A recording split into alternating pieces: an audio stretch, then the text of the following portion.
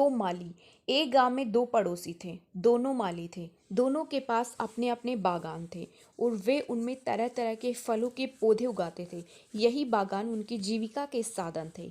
उनमें से एक पड़ोसी बहुत सख्त था और अपने पौधों की जरूरत से ज्यादा देखभाल करता था। उससे लगता था कि पौधों की अगर ठीक से देखभाल नहीं की गई हो तो वे नष्ट हो सकते हैं। लेकिन दूसरा पड़ोसी पौधों को प्राकृतिक रूप से विकसित होने पर विश्वास करता था।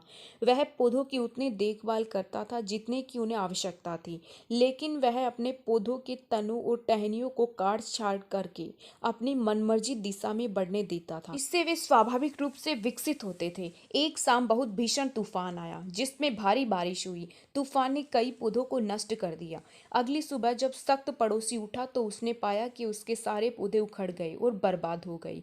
वही जब दूसरा पड़ोसी उठा तो उसने पाया कि उसके पौधे अभी भी मिट्टी में मजबूती से लगे हुए हैं, इतने तूफान के बावजूद।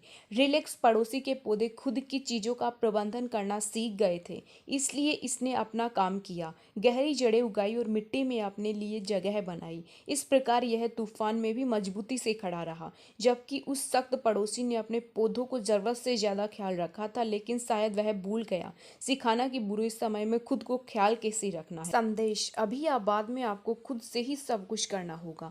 जब तक माता पिता अत्यधिक सख्त होना बंद नहीं करते तब तक कोई अपनी समझ के अनुरूप काम करना नहीं सीख पाता है। दोस्तों, वीडियो कैसी लगी? Like, share and subscribe.